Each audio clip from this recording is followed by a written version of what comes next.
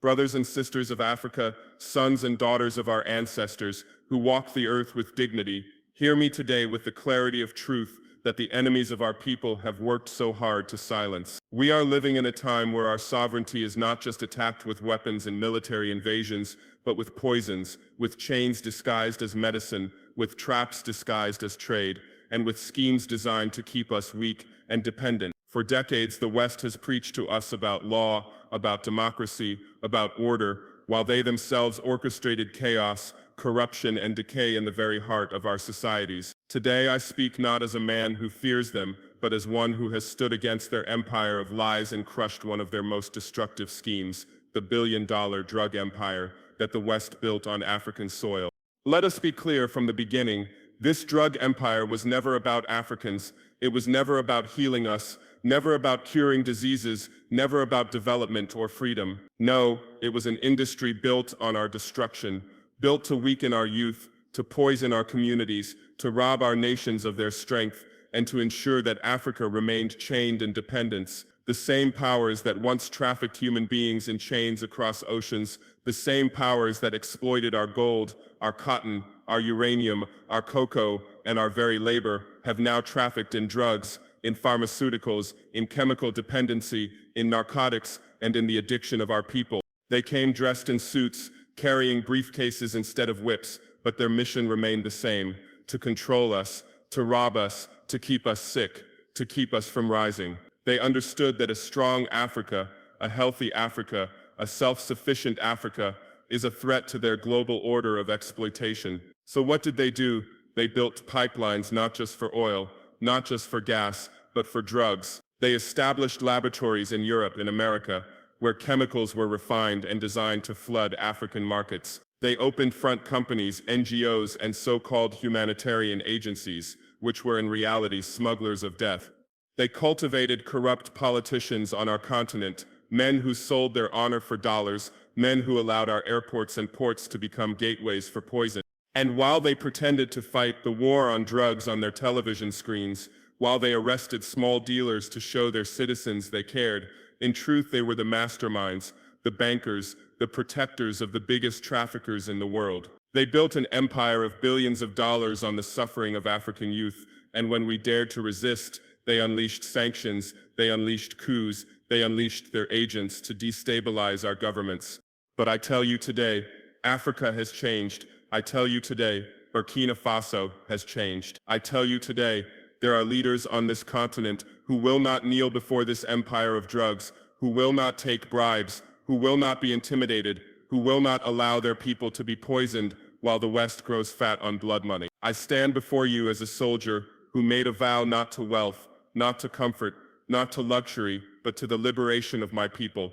And it is in that vow that we struck against the billion-dollar drug empire of the West. We uncovered their routes, we uncovered their networks, we uncovered the politicians who were in their pockets, the companies that laundered their money, the foreign embassies that served as their safe houses, and the so-called aid organizations that were nothing more than drug couriers in disguise. We saw how their banks in Switzerland, in London, in New York, were the vaults where the profits of African misery were stored. We saw how their multinational corporations worked hand in hand with cartels, how military bases supposedly built to fight terrorism were in fact used to protect trafficking routes, how intelligence agencies looked the other way while their partners shipped poison to our communities. And then, with the courage of our soldiers, with the strength of our people, with the spirit of Thomas Sankara and all those martyrs who refused to kneel, we struck. We dismantled their warehouses, we seized their planes, we burned their fields of poison. We arrested their agents even when they carried diplomatic passports. We refused their bribes. We told them, not one drop of poison will pass through Burkina Faso. Not 1 ounce of your chemical slavery will destroy our youth. Not 1 more billion will be made on the corpses of Africans. They were shocked. They could not believe it. They thought Africa would forever remain silent, forever remain enslaved. They thought their billion-dollar empire was untouchable. But they forgot one thing: the spirit of resistance that has always lived in Africa. The same spirit that resisted slavery, the same spirit that resisted colonization, the same spirit that rose in Angola, in Guinea-Bissau, in Algeria, in Zimbabwe, in Ghana, In Mali, they forgot that Africa produces lions, not lambs. Let me be clear, when we crushed their networks, we did not only free Burkina Faso, we sent a message to all of Africa. We sent a message to Nigeria, where youth are being destroyed by narcotics. We sent a message to South Africa, where townships suffer under waves of drugs. We sent a message to North Africa, where hashish and chemicals are funneled into Europe while our people suffer. We sent a message to the Sahel, where traffickers fund terrorism, where cartels and extremists drink from the same cup. And the message is this: Africa will no longer be your marketplace of poison. Africa will no longer be the cemetery where your empire feeds on our corpses. Some will say, but Captain Traore, you are provoking the West. You are making enemies too powerful. To them I say, is a man truly free if he fears the oppressor? Is a people truly independent if they bow before those who destroy their children? What is the use of life if it is lived in chains? I tell you, the greatest enemy of Africa is not the West itself, but the fear that the West has planted in our minds. It is the fear of sanctions, the fear of isolation, the fear of their armies, the fear of their corporation. Once we kill that fear, once we rise with courage, their empires collapse like the houses of sand that they are. The billion-dollar drug empire was not just a criminal enterprise, it was a strategy of domination. They wanted Africa addicted, not just to their chemicals, but to their banks, to their loans, to their aid. They wanted us to depend on them for medicine. Even when our own traditional medicine has cured for centuries, they wanted us to depend on them for so-called development, even when their development means our exploitation. By controlling our health, by controlling our bodies, by controlling our youth, they sought to control our future. Crushing this empire means more than seizing drugs. It means seizing back our destiny. Brothers and sisters, do you know why they hate leaders like me? It is not because we speak too loud. It is not because we are soldiers. It is because we refuse to be bought. They built a system where African leaders were trained to sell their people for a mansion in Paris, for an account in Switzerland, for a photo opportunity in Washington. They built a system where betrayal was rewarded and resistance was punished. But now they face leaders who would rather die with their people than live as slaves. That is why they fear us. That is why they plot against us. That is why they call us dictators, populists, radicals. But I tell you, it is better to be called a dictator by the West than to be remembered as a coward by Africa. When we struck against the billion-dollar drug empire, we struck against their very heart. For what is the West without exploitation? What is their wealth without theft? What is their democracy without hypocrisy? What is their civilization without slavery, colonization, and blood? They pretend to be shocked at corruption in Africa, yet it is their banks that keep the money. They pretend to fight trafficking, yet it is their planes that carry the goods. They pretend to teach us about law, yet their law is the law of the strong devouring the weak. Today we declare no more. Burkina Faso is not for sale. Africa is not for sale. Our children will not be for sale. And we call on all African nations, join us. Close your ports to their poison, shut down their routes, expose their agents, confiscate their billions. Use that wealth to build schools, hospitals, industries, not to line the pockets of foreign bankers. I know they will strike back. I know they will send their media to demonize us. I know they will whisper in the ears of weak men to betray us. I know they will attempt to assassinate, to destabilize, to create division, but let them come. For every one they strike down, 10 will rise. For every Sankara they kill, 1,000 Traores will rise. For every attempt to chain us, our spirit will break the chains. This battle is not just about drugs, it is about sovereignty. It is about dignity.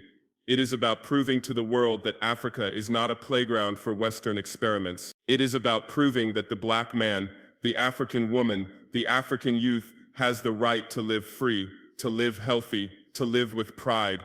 The billion-dollar empire of drugs was one of their last weapons to control us, and we have broken it. The time has come for Africa to rise, not as slaves who beg, but as partners who stand. The time has come for us to build our own pharmaceutical industries, our own laboratories, our own medicine rooted in our soil, in our plants, in our heritage. The time has come for us to unite, to trade with each other, to strengthen each other, to protect each other. The time has come for us to declare in one voice, Africa will live and Africa will win. Let us remember, history does not remember those who compromise with oppression. History remembers those who defy it. History does not remember those who beg for crumbs at the tables of kings. History remembers those who stood, those who fought, those who refused to kneel. And when history is written, it will not say that the West forever ruled Africa. It will say that Africa rose, that Africa fought, that Africa crushed their empires of drugs, of debt, of corruption, of slavery. Brothers and sisters, stand firm. Let your hearts be strong. Let your voices be loud. The empire of drugs is falling. The empire of exploitation is shaking. The empire of lies is crumbling. We have proven it here in Burkina Faso, and if we can do it here, then every nation in Africa can do it. Let us unite. Let us resist. Let us crush every chain they place on us. The billion-dollar empire is nothing before the trillion-dollar spirit of Africa. Africa will be free. Africa will be sovereign.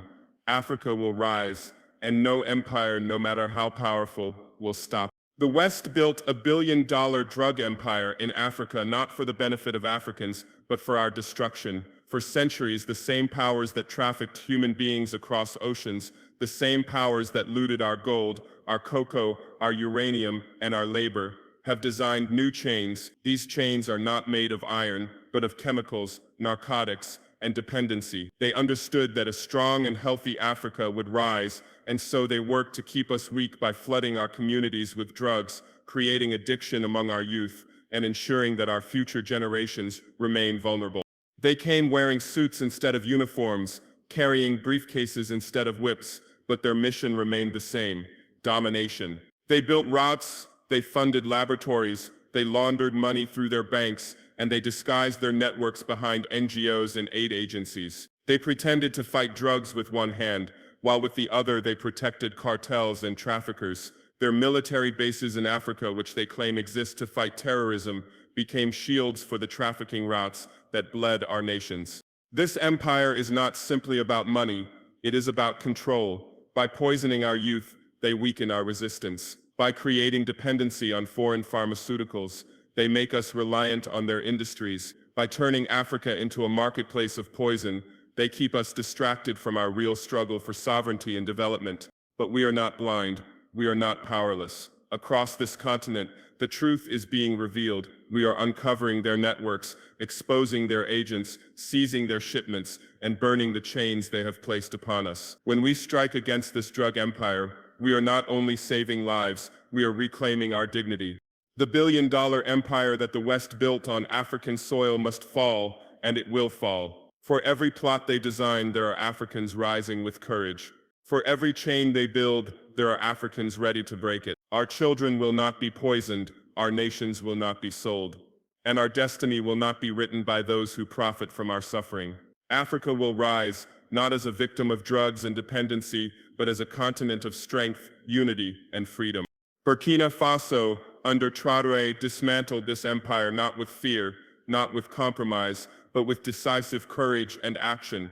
When the networks of drugs that the West built spread across Africa, Burkina Faso became a key battleground. The traffickers believed that this land, like so many others, would remain a silent corridor for their poisons. They thought the same corrupt arrangements that bought leaders elsewhere would work here too. But under Ibrahim Traoré, a new message was sent. Our soil will not be a highway for poison, and our people will not be sacrificed for Western profit.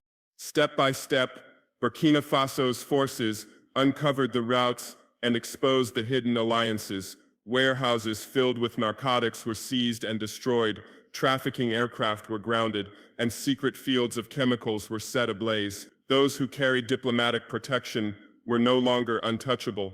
Foreign agents, NGOs acting as couriers, and local collaborators were unmasked.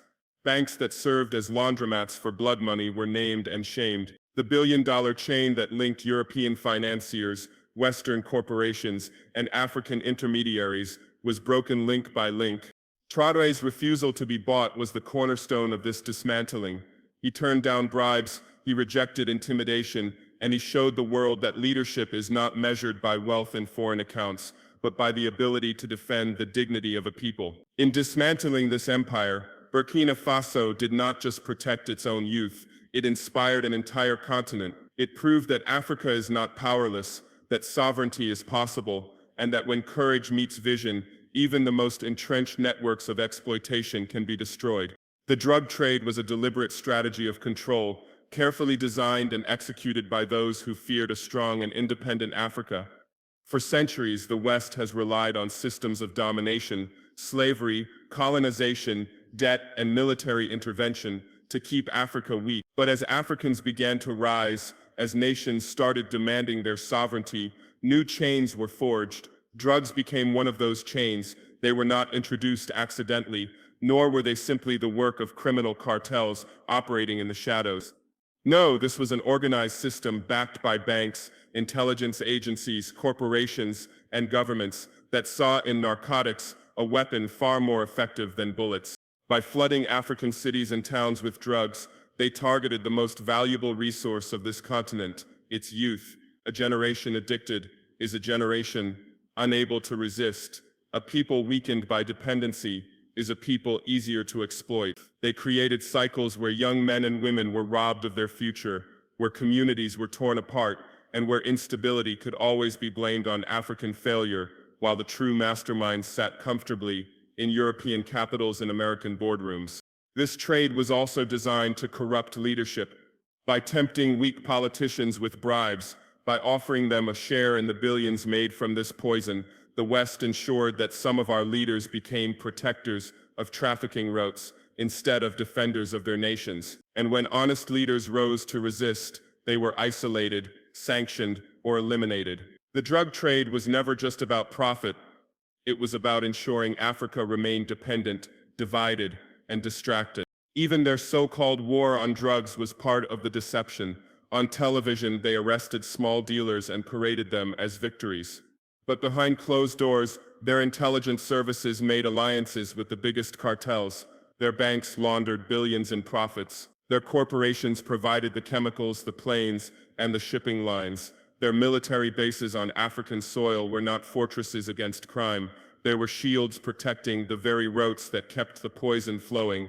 By making Africa a hub for trafficking, they accomplished several goals at once. They destabilized entire regions, funded extremist groups with drug money, and created a permanent excuse for intervention under the guise of fighting crime and terrorism. They weakened African economies by draining away human potential, and most of all, they maintained control not through open chains, as in colonial times, but through invisible chains that attacked the body, the mind, and the future of a people. But now the truth is exposed. The drug trade is not random.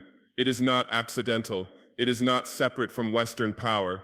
It is one of its sharpest weapons. To defeat it is to strike at the heart of that control. When Africa stands together, when we refuse to be poisoned, when we reject the bribes and the lies, the entire strategy collapses. For a people awake cannot be enslaved, and a continent united cannot be controlled. The fight is about sovereignty and dignity, not just drugs. Too often the world tries to reduce our struggle to a simple battle against narcotics, as if we are only fighting smugglers or chasing criminals, but the truth is deeper and far more dangerous. The drug empire that was planted in Africa is only one branch of a tree whose roots lie in centuries of exploitation. The real battle is over who controls Africa's destiny, whether our future will belong to us or remain in the hands of those who profit from our weakness. When we strike against drugs, we are not only saving our youth from addiction, we are declaring that no foreign power has the right to poison our people for profit. We are declaring that our children's lives are worth more than the dollars that flow into Western banks. This is about dignity, the dignity of a people who refuse to be treated as laboratories for experiments, as markets for poison, or as slaves to industries built on their suffering. The West used drugs as one of its modern weapons because it understood that domination is no longer just about armies. In today's world, domination is about dependency. If they can keep us dependent on their pharmaceuticals, their narcotics, their systems of treatment and control, then they keep us kneeling even without chains. Sovereignty means breaking this cycle. Sovereignty means deciding for ourselves how we heal, how we protect our communities, and how we defend our future. This fight is also about reclaiming respect For too long, Africa has been treated as a place where anything can be dumped, whether it be toxic waste, expired food, or chemical drugs. They assumed we would remain silent, that our leaders would take bribes and close their eyes, that our people would be too broken to resist. But dignity cannot be bought. Dignity cannot be silenced. And when we say no to their poisons, we are telling the world that Africa is not a dumping ground. Africa is a continent of proud nations with the right to choose life over death, health over sickness, freedom over chains. Every move to dismantle the drug networks is therefore an act of sovereignty. It is not just about law enforcement. It is about proving that we are capable of governing ourselves without foreign puppeteers. It is about showing that our soldiers, our farmers, our youth, our leaders can stand together and defend what is ours. This is why the fight is so dangerous to the West, because it threatens the very foundation of their control. And let it be clear, dignity is not negotiable. We cannot trade it for aid, for loans, or for empty promises. The sovereignty of our nations and the dignity of our people must stand above all. When Africa rises with sovereignty, when Africa walks with dignity, no empire can defeat us. The fight against drugs is the doorway, but the true victory will be the day when Africa decides its destiny with its own hands, free from foreign chains. A call for African unity and resistance is not simply a slogan, it is the foundation of our survival and our liberation. No single nation, no matter how strong, can stand alone against the machinery of exploitation built by the West. They do not attack us one by one because they fear our strength.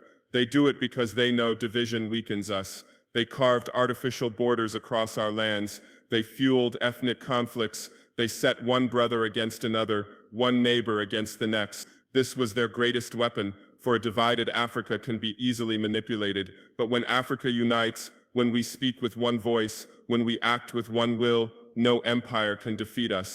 The dismantling of the drug empire in Burkina Faso is not a victory for one country alone. It is a signal fire for the entire continent. It is proof that resistance is possible, that corruption can be crushed, that sovereignty can be reclaimed, but for this victory to matter, it must spread. Nigeria must refuse to be a market for narcotics. Ghana must refuse to be a corridor for poison. South Africa must resist the decay of its youth. North Africa must resist becoming a passage for Europe's consumption. Every nation must rise and declare, no more chains, no more poison, no more theft of our future. Unity is not only about governments, it is about the people. Farmers must unite to protect their lands from being exploited for drug cultivation.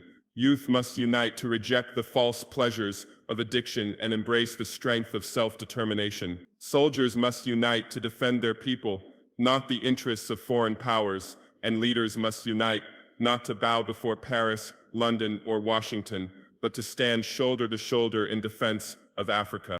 Resistance is not only about weapons, it is about courage. It is about refusing bribes, refusing dependency, refusing silence in the face of injustice. It is about building our own industries so we do not beg from others. It is about creating our own medicines, our own schools, our own systems rooted in our culture, our knowledge, our soil. Resistance is saying, we are enough, Africa is enough, and we will no longer allow others to define us. The West fears an Africa that is united. They fear an Africa that resists because it ends their control. Without our divisions, they cannot exploit us. Without our dependency, they cannot enslave us. Without our silence, their lies collapse. This is why they work day and night to keep us apart, to spread propaganda, to assassinate leaders who speak truth, to bribe men into betraying their people. But history shows that no matter how hard they try, Africa always produces sons and daughters who resist, who rise, who refuse to kneel. Now is the time to make that resistance continental, to make that unity unbreakable. If Burkina Faso resists alone, it can be isolated. But if Africa resists together, it becomes unstoppable. This is the call. Let us rise not as 54 fragments, but as one Africa, one people, one destiny. Let us unite in resistance so that the next generation will not inherit chains, but freedom.